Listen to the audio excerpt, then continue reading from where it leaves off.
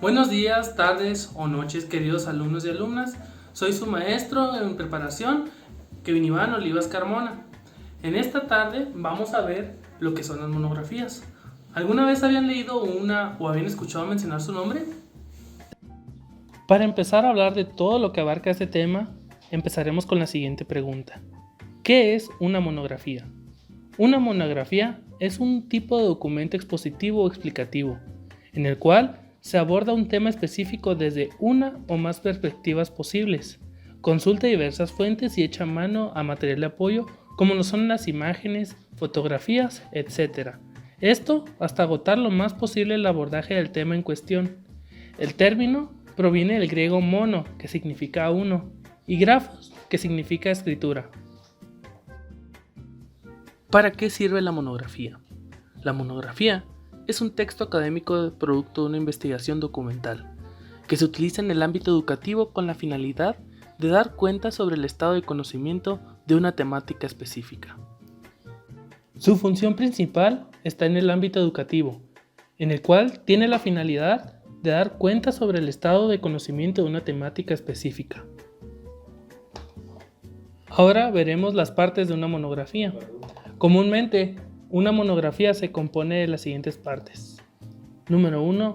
Los preliminares, que son páginas previas al trabajo per se, como lo son portada, en la que se detalla la información del título, autor y otros datos iniciales requeridos. La siguiente es dedicatoria y agradecimientos, si es que se presenta esto. Y por último, los epígrafes, que son citas o frases alusivas que dan a la primera pincelada estética a nuestro trabajo. Más específicamente, la introducción es en donde se le ofrece al lector una panorámica del tema que se abordará más adelante, así como los datos contextuales y las definiciones necesarias para comprender cabalmente el texto venidero. En el desarrollo es propiamente el cuerpo de la monografía, dividido en tantas secciones como convenga, avanzando organizadamente hasta agotar la materia. En la siguiente son las conclusiones, en las que se ofrece una síntesis de lo leído, se vuelve sobre los puntos clave y se le da cierre al desarrollo de la temática, junto a recomendaciones y otra información derivada del cuerpo del trabajo. En antepenúltimo puesto tenemos la bibliografía, que es la relación ordenada y jerarquizada conforme a algún modelo metodológico de todo el material consultado, libros, revistas, diarios, filmes, etc., con su información pertinente para que el lector o futuros investigadores puedan acceder a ellos. Y por último, tenemos los anexos. De haberlos, son el material gráfico, visual o del tipo que sea por razones de espacio, pertinencia o estética. No se incluyen dentro del desarrollo, sino que se le refiere o se le ubica al final del todo. Ustedes se preguntarán, ¿cuáles son las características de una monografía? Pues bien, tiene que ser un texto escrito cohesionado y coherente. ¿A qué me refiero con esto? A que el texto debe tener lógica, las ideas principales deben conectar con las secundarias. Se debe abordar un tema claramente identificado desde una perspectiva reconocible, aportándole al lector información necesaria para sustentar lo dicho. Además, debe tener un carácter sistemático, estructurado en una o en distintas partes, en el que se ofrezca un tratamiento exhaustivo y extenso de la materia, que represente una mínima contribución a los saberes del área.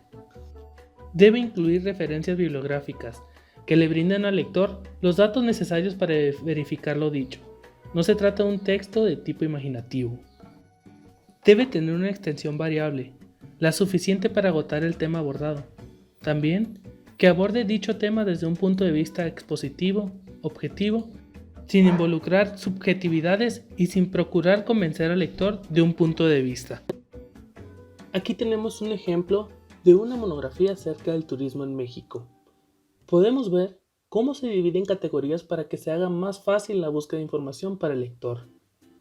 Además, también se puede observar que entre esas categorías están los pueblos mágicos, turismo en playa, turismo para toda la familia y hasta la política turística con la que cuenta nuestro país.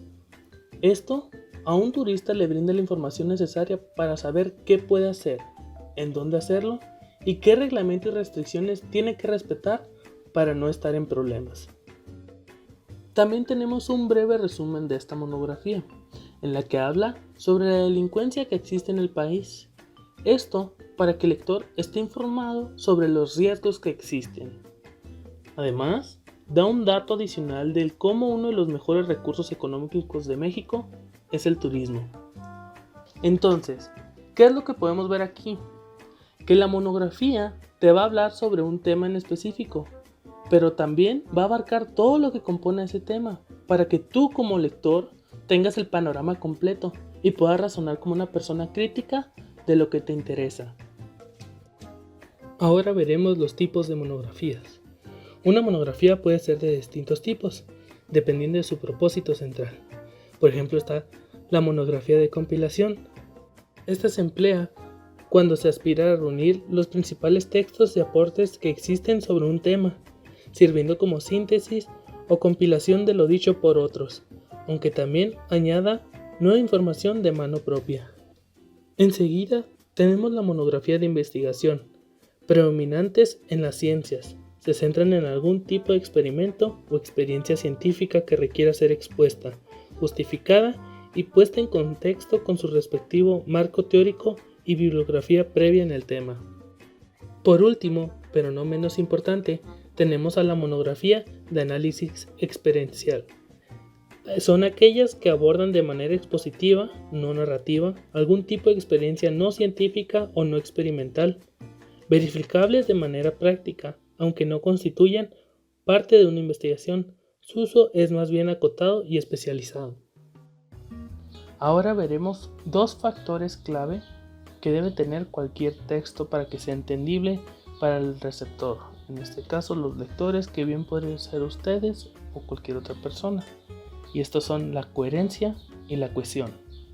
La coherencia es la propiedad del texto que permite que sea interpretado como una unidad de información, percibida de forma clara y precisa por el receptor.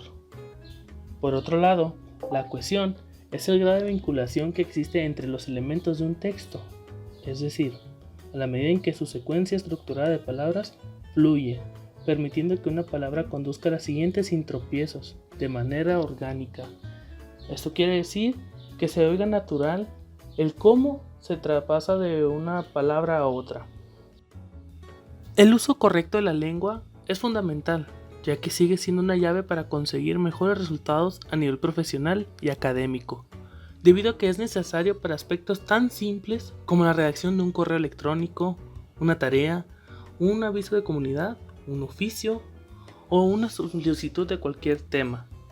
Entonces, para redactar una monografía es clave que dominemos el uso correcto de la lengua.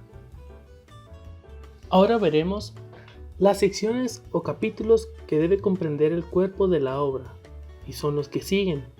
Número 1. El marco teórico. Número 2. Objetivos. Número 3. Materiales y métodos. Número 4. Presentación, análisis de datos y resultados. Y por último, número 5. La discusión.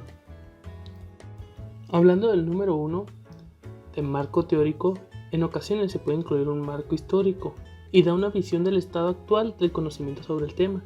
Se incluyen las citas más importantes que fundamentan la realización del trabajo. Como número 2, tenemos los objetivos. Los objetivos constituyen una parte importante en el proceso de investigación y tienen las siguientes características. Orientan las demás fases del proceso de investigación, determinan los límites y amplitud del estudio, permiten definir las etapas que requiere el estudio, sitúan al estudio dentro de un contexto general. Los objetivos de la investigación se refieren a los aspectos del problema que deben ser estudiados o a los resultados que se espera obtener. La formación de los objetivos está orientada por el tipo de problema y tipo de investigación que se requiere realizar y se sujeta a determinados criterios, que son 8. Criterios dirigidos a elementos básicos del problema, medibles y observables, claros y precisos, seguir un orden metodológico o lógico y que estén expresados en verbos infinitivo. Pueden ser generales y específicos. Sus características principales es que deben ser concretos, evaluables, viables y relevantes. En el tercer punto tenemos los materiales y métodos. En esta sección Se describe en forma clara, objetiva y completa cómo se realizó el trabajo. Se debe utilizar el lenguaje con precisión, siendo esto necesidad absoluta. Debe reunir las siguientes características. Número 1. Proveer la información necesaria para que otro investigador pueda repetir el trabajo y verificar los resultados, bajo condiciones similares, dado que esta sección es la piedra angular del método científico. Número 2. Incluir el tipo, procedencia y características de los materiales usados. Número 3. Mencionar la dosis, principio químico y otras informaciones sobre productos utilizados. Número 4. Describir los procedimientos usados, como el diseño experimental, variables bajo control, toma de datos y análisis, ya sean químicos, físicos, histológicos, etc. Y por último, el análisis estadístico. También debemos describir el equipamiento usado, informar el lugar y las fechas en que tuvo lugar la investigación, indicar con claridad cómo y por qué se realiza el estudio de una manera determinada. En caso de ser una monografía de revisión bibliográfica, se ha de incluir una sección en la que se describen los métodos utilizados para localizar, seleccionar, recoger y sintetizar los datos. Si se trata de ensayos en humanos, seguir las normas éticas del comité institucional o regional encargado de supervisar los mismos. Aunque claro, no vamos a llegar a este punto. Para ustedes, todavía no. Como último tenemos describir los métodos estadísticos con detalles suficientes para que se pueda verificar los resultados presentados, siempre que sea posible cuantificar los mismos y presentarlos con indicadores apropiados del error o de la incertidumbre de la medición. Como cuarto capítulo tenemos la presentación, análisis de datos y resultados. Esta sección debe ofrecer un panorama general expuesto en forma clara y breve de los experimentos ya comentados en profundidades materiales y métodos.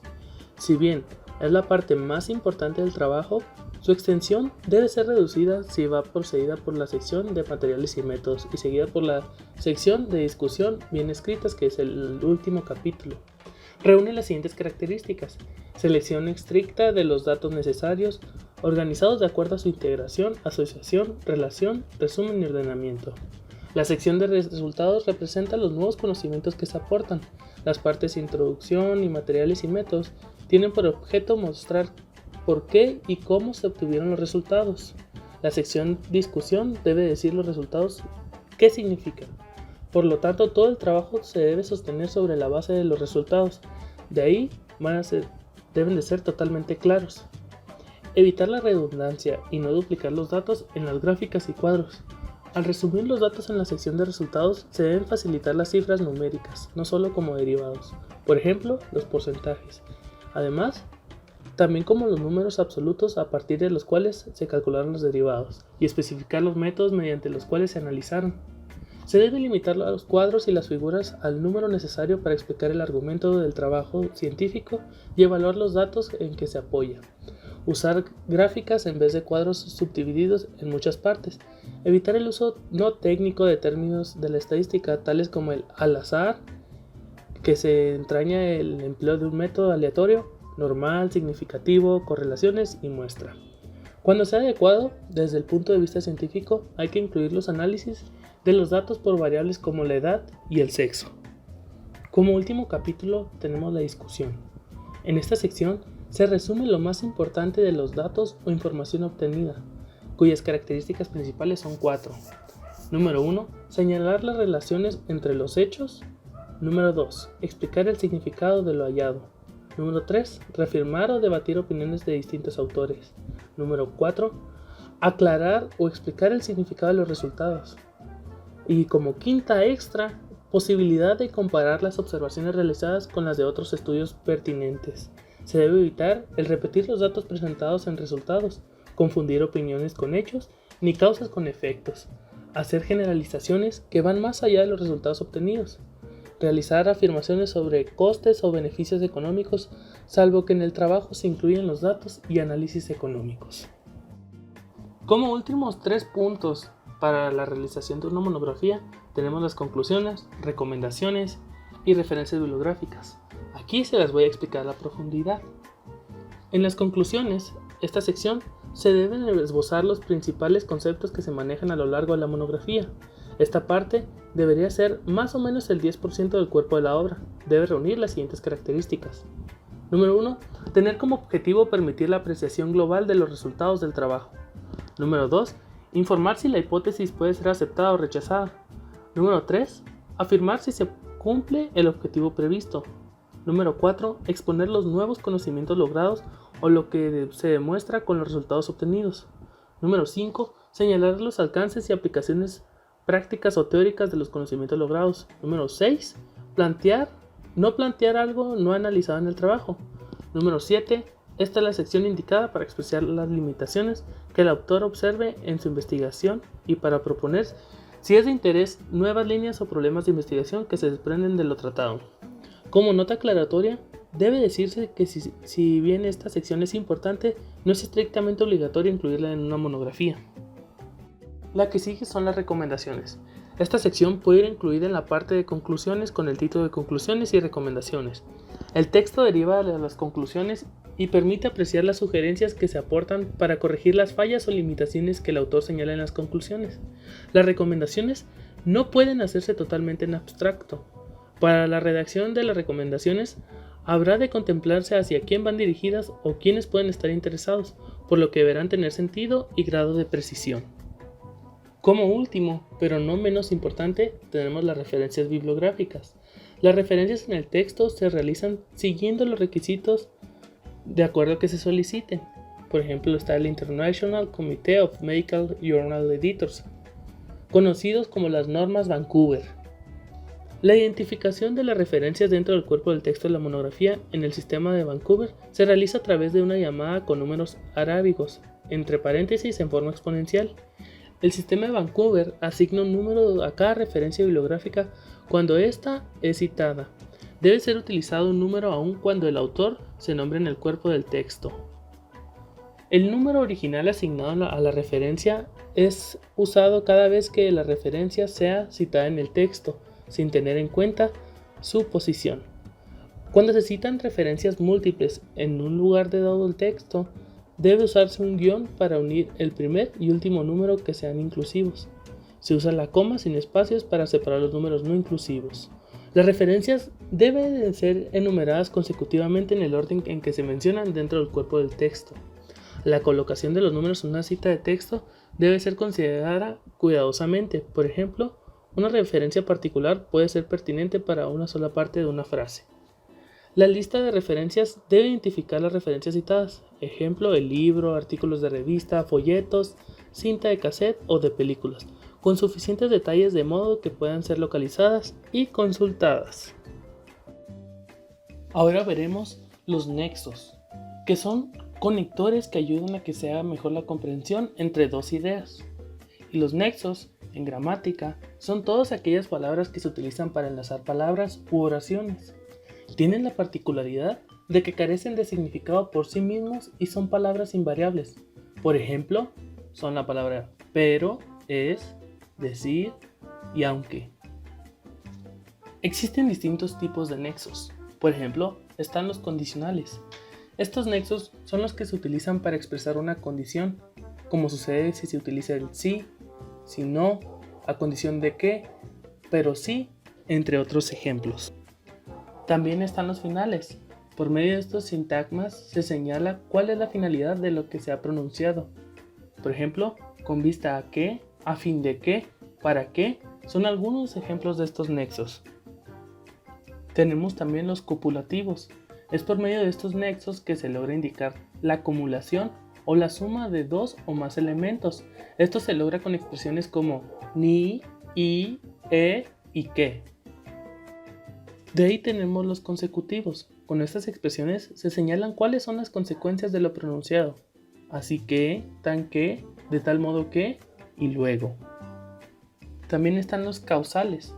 Por medio de este nexo se logra expresar cuál es la causa de lo mencionado. Por ejemplo, está el por qué, ya que, puesto que y pues. Son algunas de las expresiones que sirven para este fin. De ahí tenemos los adversativos. En esta categoría se ubican aquellas palabras, oraciones o sintagmas que sirven para expresar ideas contrarias o opuestas.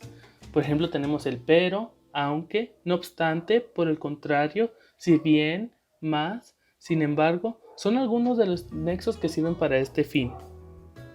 Luego están los comparativos. Es por medio de estas palabras que se logran indicar comparaciones entre distintos elementos. Algunos nexos dentro de esta categoría son el tal como, mejor, igual, peor que, el como, más igual, menos que. De ahí pasamos a los de modo. Por medio de estos nexos se expresa el modo en que se efectuó la acción. Por ejemplo, está el tal como que, como y según. Son algunas de estas que cumplen esta función.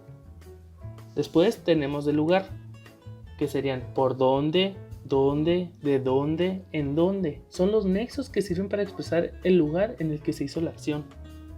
Posteriormente tenemos de tiempo. Podrían ser mientras que, cuando, antes, después de. Son algunas expresiones que se utilizan para expresar el momento en que se efectuó la acción. De ahí tenemos los concesivos. Se trata de aquellas expresiones como el aunque o bien que sirven para expresar que, pese a la existencia de alguna complicación, la acción no se encuentra frenada. Por penúltimo tenemos los explicativos. Gracias a estos nexos se explican detalles o profundizan ideas expresadas, por ejemplo el o sea, es decir, esto es, son algunos ejemplos de estos nexos. Y por último tenemos los disyuntivos. Es por medio de estos nexos que se logra expresar la existencia de una elección u opción. Algunas de esas palabras que se pueden utilizar para esto son el o, u, es equivalente a o, que solo se utiliza en aquellas oraciones que empiezan con la letra o. A continuación, tenemos algunos ejemplos de cómo se emplean los nexos para juntar dos ideas. Empezando por la primera, que dice: fui al cine con Mariana y Joaquín a ver la última película del Hombre Araña. El segundo ejemplo: me gusta la lluvia, pero cuando no tengo que salir a la calle. Aquí podemos ver cómo los nexos funcionan como conectores entre dos ideas, y lo podemos ver en la primera oración con la letra y con la segunda oración con la palabra pero. Ahora viene lo más interesante: los pasos para realizar una monografía. El primer paso es la delimitación del tema de estudio. Cualquier tema es bueno para desarrollarse en una monografía, pero lo ideal es que sea un tema que nos interese, ya que estaremos dedicándole mucho tiempo y atención. Factores como la originalidad y la profundidad no deberían preocuparnos, dado de que dependen más de nuestro abordaje del tema que del tema en sí mismo. El segundo paso es el arqueo de fuentes. Una vez elegido el tema, deberemos consultar lo más que podamos al respecto, en distintos ámbitos del saber que estén a nuestro acceso, bibliotecas, internet, base de datos, etc. Nuestro propósito es revisar qué tanto han dicho sobre nuestro tema elegido, cómo lo ha elaborado antes, quiénes lo han hecho y, finalmente, cuáles son las posibles aristas que nos interesaría a nosotros desarrollar. El tercer paso es el planteamiento del problema. El siguiente paso parte de la selección de nuestro punto de vista específico respecto al tema, o de lo que sea que nos propongamos hacer. Una vez revisados los antecedentes y los textos que necesitamos para entender el tema a profundidad, tal y como lo hicimos en el paso anterior, para así estar capacitados para elaborar un primer texto de pocas páginas, en el que expongamos a modo de documento de trabajo qué nos proponemos hacer, cómo y por qué. Este planteamiento será muy útil más adelante. Cuarto paso es la esquematización del texto. A partir de lo que desarrollamos en el planteamiento del problema, estaremos capacitados para extraer un esquema tentativo de lo que debería ser la monografía, por dónde debería comenzar, cuál es el orden de sus capítulos y qué abordaremos en cada uno. Al final, deberíamos tener una suerte de esqueleto temático que empezaremos a rellenar con el paso siguiente. El penúltimo paso, que es la redacción del documento, nos guiaremos por el esquema desarrollado y por lo escrito en nuestro planteamiento. Comenzaremos a desarrollar el tema. No hay que tener miedo de copiarse de uno mismo, así que mucho de lo que ya escribiste en el planteamiento te será útil para redactar el cuerpo de tu documento. Existen 4 factores fundamentales para poder desarrollar el quinto paso, que son la redacción del desarrollo. El contenido de la monografía es el primer tramo a redactar. en su justo orden secuencial de los capítulos que lo compongan. La redacción de conclusiones. Una vez terminado el cuerpo de la monografía, podremos redactar las conclusiones. La redacción de la introducción. Finalmente, teniendo el cuerpo completo del trabajo, haremos la introducción. No es conveniente hacerla al principio, ya que el proyecto cambiará a medida de que lo desarrollemos, y entonces tendríamos que volver sobre la introducción para corregir y añadir detalles. Y por último, tenemos la corrección y ajustes metodológicos. Una vez lista la monografía, debemos proceder a leerla con ojo atento para corregir los detalles ortopográficos, pulir la redacción y ajustar todas las referencias metodológicas y bibliográficas. También es el momento de introducir los anexos y verificar que estén referidos en el lugar adecuado. El último paso para realizar una monografía, que es el sexto, es la revisión del documento. Nuestra monografía está lista para su última lectura, que debemos hacer antes de imprimirla y entregarla. Conviene dejar pasar un tiempo corto entre la culminación de su escritura y esta última lectura para que podamos tener distancia crítica respecto al escrito y podamos leerlo como si fuera de otra persona. Como actividad, ustedes van a escribir cómo los elementos que mencionamos anteriormente los pueden utilizar en su monografía, que escribirán en un futuro como producto final, además de las características que lo componen y también cómo lo emplearían en la monografía que elaborarán. Bueno, queridas alumnos y alumnas, esto fue todo por la clase de hoy. Espero que les haya servido de ayuda esta información para la elaboración de su monografía. Se despide cordialmente su maestro en preparación, Kevin Iván Olivas Carmona, deseándoles un buen fin de semana.